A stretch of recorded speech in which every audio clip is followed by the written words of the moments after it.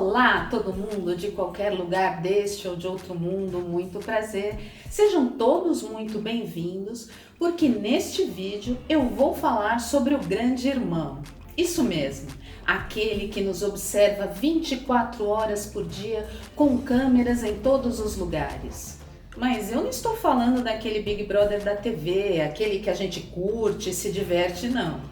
Eu estou falando do livro 1984, de George Orwell, uma obra que já tem mais de 70 anos e continua atual como nunca. Eu tinha prometido falar sobre ele por aqui e, como promessa é dívida, para hoje é o que tem.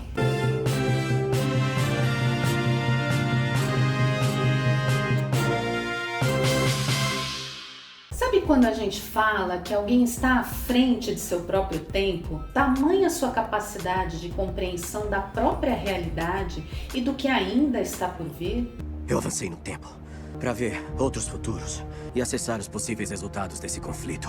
E quantos você viu? 14.605 finais. Então, se tem uma pessoa que podemos dizer que esteve à frente de seu tempo, é George Orwell. O autor e jornalista britânico é esse cara que já marcou seu nome na história da literatura com obras icônicas como A Revolução dos Bichos e 1984. Dois clássicos maravilhosos que retratam temas relevantes e polêmicos como os jogos de poder, a luta de classes, a distorção da realidade e a alienação das massas. Achou que eu tava brincando? Eu, como fã declarada da obra de Orwell, já falei por aqui sobre a Revolução dos Bichos. E se você ainda não assistiu, eu vou deixar o link do vídeo aqui em cima nos cards e aqui embaixo na descrição para você dar uma conferida. Tá muito bacana, dá uma olhada lá. Na ocasião, eu prometi falar de 1984, que é uma obra tão incrível, tão emblemática e tão atual que merece um vídeo todinho só para ela. Mas antes de começar, já deixa o seu like, se inscreve no canal e compartilhe o que gostar para que mais pessoas possam chegar por aqui e entrar nesta conversa. Publicado em 1949, apenas 3 anos após o término da Segunda Guerra, 1984 é uma distopia sobre um possível futuro sombrio de nosso mundo, 35 anos à frente da data de seu lançamento. Eu já fui além do tempo para ver o que acontece. Eu acompanhei tudo até este fato. É por isso que estamos aqui hoje, para evitar que este incidente aconteça. Nesta realidade imaginária, o mundo está dividido em 3 grandes potências: Oceânia, Eurásia e Lestásia, além de um imenso território em permanente guerra por seu domínio. Neste futuro descrito por Orwell, acompanhamos a trajetória de Winston Smith, um homem comum de 39 anos que vive em Londres, também chamada de Pista 1. Apesar da pouca idade, retraído de poucas palavras, ele parece carregar o peso de uma longa e tediosa existência.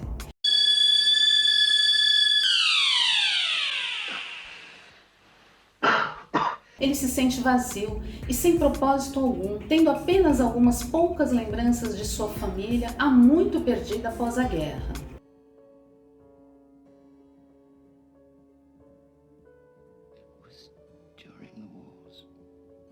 Mas sequer consegue entender o que sente. Também fica fácil entender porque ele se sente desta forma. Winston vive em um mundo frio, dominado pelo medo. Todos se vestem da mesma maneira, com cores pálidas, acessórios não são permitidos, relacionamentos são controlados, é proibido ficar muito tempo sozinho. A comida é sem graça e racionada. Piece of meat in there, Stu. Looks like meat. Tastes like meat. Isn't meat at all. As crianças, desde cedo, são ensinadas a delatar quem descumpre as regras, mesmo que essas pessoas sejam seus próprios pais. I was a willing subject of Goldstein's influence. Manifestações artísticas nem existem. Não se pode escrever histórias. E o esporte é só uma maneira de se manter em movimento e apto ao trabalho. 1, 2. 1, 2. 1, 2. Não é nada fácil a vida neste mundo de Winston Smith. Hein? E tem muito mais coisa, mas a partir daqui já deixo um alerta de spoiler caso você ainda não tenha lido o livro. Winston é um funcionário do partido que governa a Oceânia. Esse partido é liderado pelo chamado Grande Irmão, o Big Brother, esse mesmo que inspirou o nome do reality show mais famoso do mundo. Porque assim como no programa de TV que estamos acostumados, o Grande Irmão do livro observa tudo e todos através de câmeras de vigilância instaladas em todos os campos, todos mesmo. Porque até mesmo dentro das casas as pessoas são vigiadas. I had sex with prostitutes. I deliberately contracted syphilis. Não à toa, o slogan do partido é: o Grande Irmão está de olho em você. O que poderia ser mais sufocante do que isso? Essa vigilância constante, o medo de ser pego em algum ato repudiado, a constante ameaça de alguma punição terrível. Só que tem um detalhe: em nenhum momento fica claro se o Grande Irmão é uma pessoa. Porque ele nunca aparece em carne e osso. Ele apenas está nas histórias de um passado de luta, nas palavras de ordem e nas fotos de propaganda do partido. Um homem com cerca de 45 anos, rosto enorme, olhar duro e farto bigode. Mas seria ele real ou apenas a personificação dos ideais do partido? Love Big Brother, comrades. Big Brother loves you. Além das câmeras, em todos os lugares também havia as chamadas teletelas, monitores para a comunicação entre funcionários do partido e a população. Pequenos helicópteros, que seriam como os drones do nosso tempo, também circulavam, filmando inclusive dentro das casas. E lembre-se de que estamos falando de uma história escrita em 1948, quando nem havia televisão e Orwell já conseguia visualizar a possibilidade de um mundo conectado e vigiado por alta tecnologia. Câmeras, monitores, drones. Como pode ter pensado tudo naquela época? Eu acho isso incrível. Eu tô passada, chocada. Cada uma das 3 nações é governada pelo partido, que é coordenado pelo Grande Irmão e pelos membros do partido interno. O restante da população é dividido entre os membros do partido externo e a prole. Os membros do partido interno são pessoas ricas e com benefícios. Já as do partido externo são como uma espécie de classe média, sem grandes posses e nenhum benefício. Já a prole é formada pelos miseráveis, aqueles que vivem em total abandono. Terrível, hein? Terrível. Winston é um funcionário do partido e trabalha no Ministério da Verdade. E preste bem atenção na ironia deste nome, porque este é o órgão oficial que tem a missão de reescrever notícias e alterar dados de documentos e registros históricos de interesse do governo. Pode isso, Arnaldo! Porque nesta distopia não se publica fake news, mas muda-se a notícia no dia seguinte. Ou seja, a notícia é publicada normalmente nos jornais, mas antes de serem arquivados esses jornais, eles são reescritos para que as coisas sejam lembradas no futuro de acordo com a conveniência do governo. Melhor nem ficar aqui dando ideia. Não mesmo.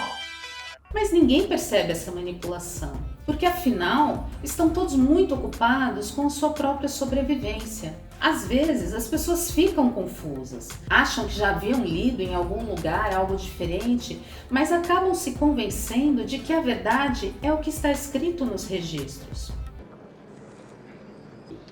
Ref Times 14284, page 3, byline 2, should read, Miniprod forecast increased Chaka Russian, April 1980. Seu trabalho significava destruir o passado.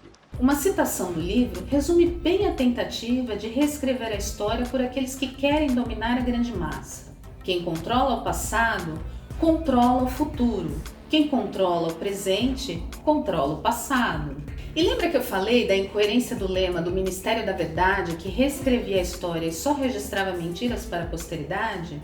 Então, esse mesmo conflito de ideias está no lema do partido, que é: guerra é paz, liberdade é escravidão, ignorância é força. Na verdade, essa é só uma forma de convencer o senso comum de que a busca pela paz justifica a guerra, de que ser livre te aprisiona em ideais ruins para a sociedade e que não saber o real sentido de tudo traz o conforto do conformismo. Afinal, as coisas são como são e não se pode fazer nada para mudá-las. Tá louca? Na real, esse slogan só deixa clara a ameaça a quem ousa contrariar o sistema. Não questione os interesses do Estado. Não tente se libertar das regras estabelecidas. Não questione os fatos, porque somos mais fortes do que você. Porque você é só mais um na engrenagem do sistema. All in all, you're just another brick in the wall.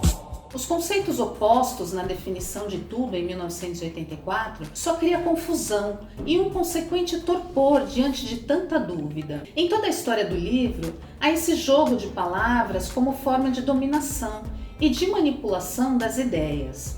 A própria língua falada neste mundo distópico, chamada nova fala ou novilíngua, subverte o sentido de antigas palavras, impõe novos significados e o pior, esse idioma tem número reduzido de palavras e a cada dia o partido proíbe mais palavras. It's a beautiful thing, the destruction of words. You won't have seen the dictionary, 10th edition yet, Smith? It's that thick. The 11th edition will be that thick.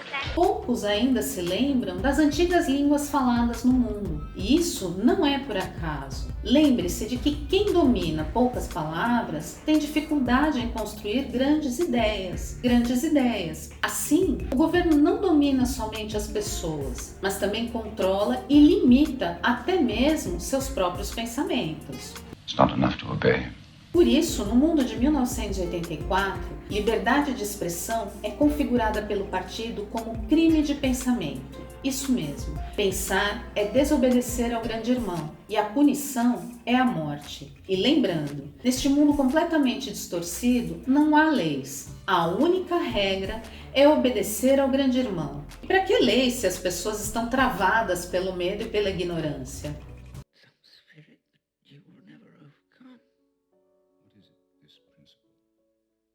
O partido era representado por 4 ministérios. O da Verdade, responsável por tudo que é escrito seguindo a lógica de que o partido é infalível e nunca erra.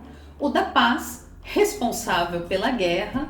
O da Fartura, responsável pela economia. E o do Amor, responsável pela espionagem e controle de população. E isso, assim como as câmeras e os monitores de vigilância, esse jogo de palavras também se mostra uma poderosa arma em nosso mundo nos dias de hoje. Basta prestar atenção como tantas pessoas acreditam em notícias mentirosas e como tentam confundir a opinião pública com discursos negacionistas totalmente descolados da realidade. Que coisa, não? É tudo muito simples em Oceânia. Quem não se submete ao partido é considerado inimigo. E esses inimigos, quando pegos, são presos, torturados, mortos ou exilados, de forma física, psicológica e social. Essa imagem do inimigo do Estado é tão forte neste mundo que em determinado horário do dia todos param suas atividades e voltam suas atenções para uma tela onde é exibida a imagem de algum inimigo declarado do partido. É quando tem início os 2 minutos de ódio. Durante este período, todos gritam, ofendem e xingam o inimigo, que nem conhecem pessoalmente, e com total apoio das autoridades.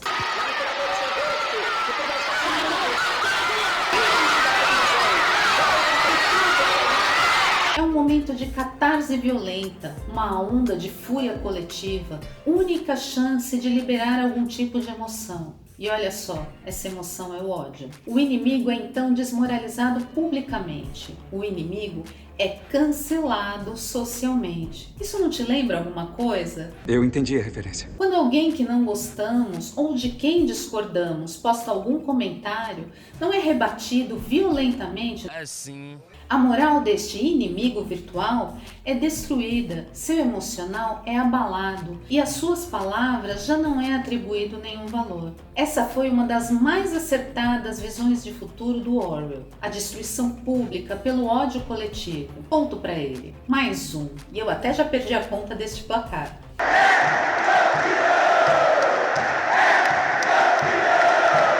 O livro 1984 pode ser dividido em 3 partes.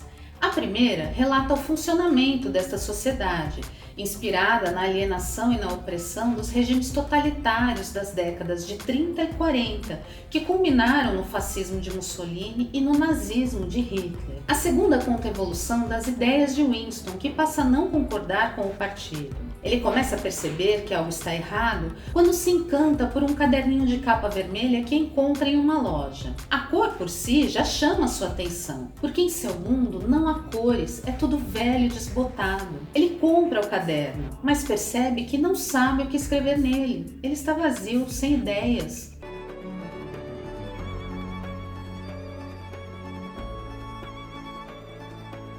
E nesta parte do livro, ele conhece uma jovem chamada Julia e começa a ter encontros escondidos com ela, já que relacionamentos não são permitidos pelo partido. No começo da história, Winston até parecia temer as mulheres, ou mesmo ter certa repulsa a elas. No entanto, acho que ele na verdade não entendia as mulheres e não sabia lidar com elas, muito menos com os sentimentos que elas despertavam nele. E olha aí, mais um ponto para o Orwell, porque afinal até hoje tem muita gente que não consegue entender o potencial das mulheres e as subestima, ou pior, não respeita nem seus direitos básicos. Do you like me? Na terceira e última parte, Winston enfrenta o poder implacável do partido. Ao questionar os ideais impostos e tentar se libertar da opressão, ele percebe o quanto é pequeno diante do tamanho da força do sistema.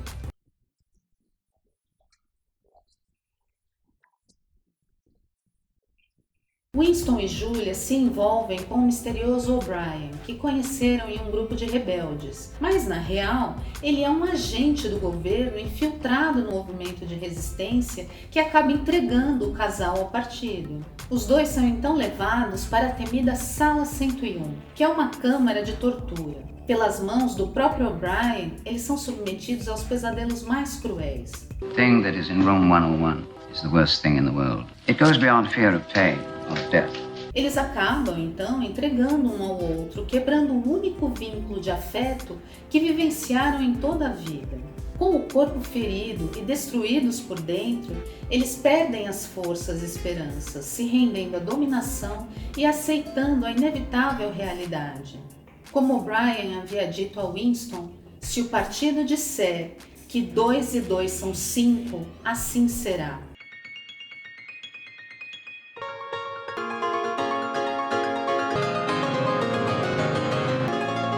A figura da Sala 101 se tornou tão icônica que passou a ser uma metáfora da cultura pop para qualquer tipo de lavagem cerebral. Ela já foi citada em muitas obras de ficção. A Sala 101 também se tornou referência para entretenimento de massa. Existe até um programa de televisão na Inglaterra que se chama Sala 101. Na atração, celebridades são entrevistadas e convidadas a listar quem são as pessoas que mais irritam, apontando defeitos e críticas, e depois são levadas para a tal Sala 101, onde sofrem algum tipo de penalidade no jogo.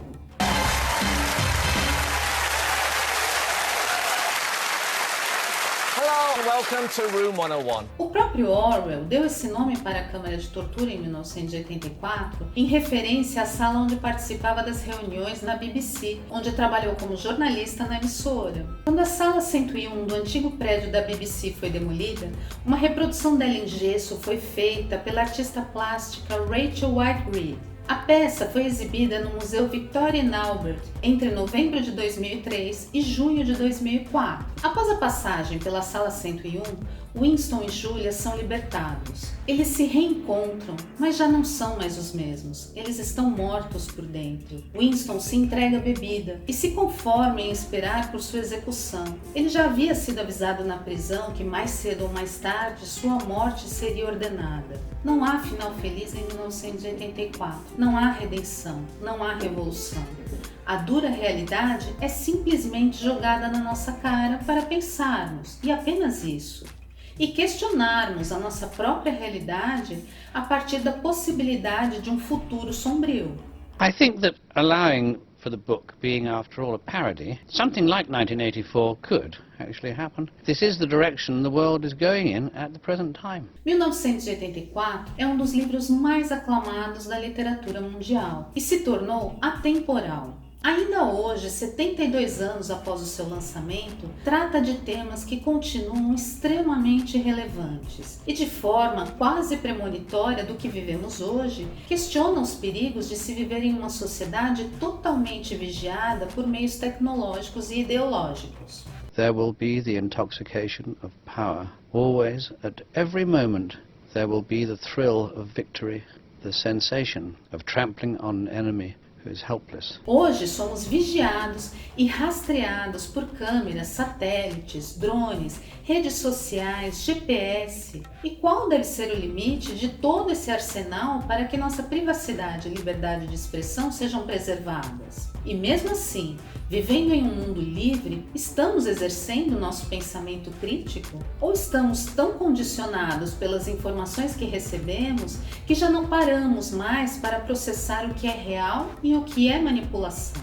E a maioria dessas pessoas não está pronta para ser desplugada. E muitas estão tão habituadas, tão irremediavelmente dependentes do sistema, que irão lutar para protegê-lo. Fora que em 1984, Orwell escancara o eterno interesse das classes dominantes em limitar o acesso da grande massa à educação, à cultura e aos bens materiais, evitando que as classes mais baixas se tornem uma ameaça. Olha, eu poderia ficar aqui o dia todo pensando em questionamentos interessantes abordados em 1984. Sério. Sigo meus bons? 1984 já foi traduzido para mais de 65 países, tendo sido adaptado para o cinema, televisão, quadrinhos e até para a música. Em 2005, o romance foi escolhido pela revista Time como um dos 100 melhores romances da língua inglesa no período de 1923 a 2005. Em 2003, o livro foi listado no número 8 da pesquisa The Big Read da BBC. I am not absolutely dissatisfied with it. I think it is a good idea, but the execution would have been better if I had not been under the influence of TB when I wrote it. Agora uma curiosidade. O primeiro título pensado por Orwell foi The Last Man in Europe, O Último Homem da Europa, mas foi convencido por seu editor a mudá-lo. Como ele escreveu a obra em 1948, inverteu a data, posicionando a história em 1984, 35 anos à frente de seu tempo. Acredita-se que com isso ele tenha tido a intenção de mostrar que, apesar de ser uma fantasia, a história tinha semelhanças com o nosso próprio mundo. Agora todas as peças se encaixaram. Outra curiosidade bacana: por causa deste livro, o termo orwelliano passou a ser usado para se referir a governos totalitários e realidades opressivas, ou obras que tratem desses temas. Olha que legal! O livro já foi levado ao cinema 2 vezes. A primeira adaptação foi realizada por Michael Anderson em 1956. Lembra-se de ter escrito naquele seu diário que a liberdade é a liberdade de dizer que 2 e 2 são 4? E se o partido disser que são 5 e não 4? 4. Flávio. A segunda adaptação, mais famosa, foi produzida por Michael Redford e lançada justamente em 1984. No elenco estão John Hurt como Winston, Susanna Hamilton como Julia e Richard Burton em seu último papel no cinema como O'Brien.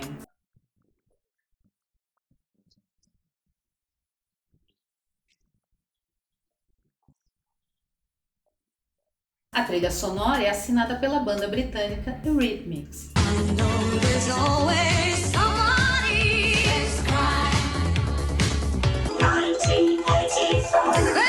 Antes de chegar ao cinema, 1984 teve ainda uma adaptação televisiva produzida pela BBC, mas este filme gerou muita polêmica e foi considerado subversivo pelo parlamento britânico.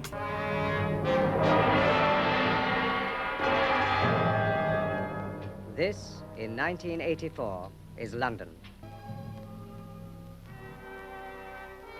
O romance também foi adaptado para uma ópera, tendo estreado na Royal Opera House em 3 de maio de 2005.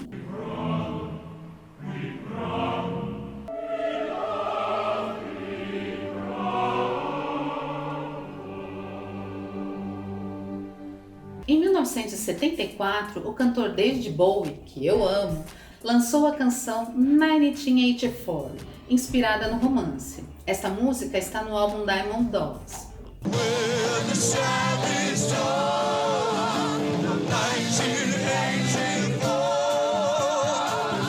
Já a história em quadrinhos V de Vingança, de Alan Moore, que depois teve sua adaptação para o cinema, também foi inspirada na obra de Orwell. Boa noite, Lois. Palavras sempre terão seu poder. Palavras oferecem um meio para o significado e para aqueles que escutam a enunciação da verdade. E tem mais uma coisa interessante. 1984 é o nome de um dos comerciais mais famosos e polêmicos da Apple. Isso mesmo, um comercial da Apple. On January 24, Apple Computer will introduce Macintosh. And you'll see why 1984 won't be like 1984. O futuro de Orwell chegou e a tecnologia possibilitou a criação de um mundo totalmente conectado. Não temos as limitações pensadas pelo autor, mas fica a dúvida: somos realmente livres? Porque estamos constantemente observados e rastreados. Na época em que Orwell escreveu 1984, não havia sequer televisão. Agora, passados mais de 73 anos, temos satélites, câmeras de trânsito, câmeras de segurança nos imóveis, rede de dados, celulares com câmeras, internet, tablets, drones, entre tantos outros recursos. Muitas vezes essas ferramentas tecnológicas tão essenciais para o mundo atual são invasivas. Hoje, para muitas pessoas, o ambiente de trabalho se confunde com o de casa. Somos filmados em lojas e elevadores. Os algoritmos sabem o que compramos, o que pesquisamos nas redes. Um clique e é possível saber quem somos, onde estamos, o que fazemos, o que buscamos. Nossos dados pessoais estão espalhados por toda parte. Pois é. Talvez nem seja essa vigilância constante que nos oprima. Afinal, ela é importante de muitas maneiras. Até mesmo para nossa própria segurança ou provas legais. Então talvez a grande pergunta seja: o que as pessoas ou grupos que detêm essas informações sobre nós fazem com esses dados? Como podem nos controlar a partir disso? Pelo marketing? Pela manipulação de informações? Pelas fake news? Seja no futuro distópico criado por Orwell, durante o domínio nazista na Segunda Guerra, quando o controle das massas levou o mundo ao caos, ou no nosso presente, informação é poder. E é a maneira como recebemos e processamos essas informações em nossa cabeça que faz toda a diferença. The moral to be drawn from this dangerous nightmare situation is a simple one. Don't let it happen. It depends on you. É preciso sair do piloto automático e acionar o pensamento crítico. É por isso que pensar é perigoso, porque nos faz enxergar o que tentam encobrir, o que não querem que a gente veja, muito menos entenda. E é por isso que pensar de maneira crítica e não se iludindo com pensamentos idiotas e manipuladores de falsos profetas é a única forma de liberdade possível. Então, busque informações, pense, liberte-se. E para hoje é o que tem.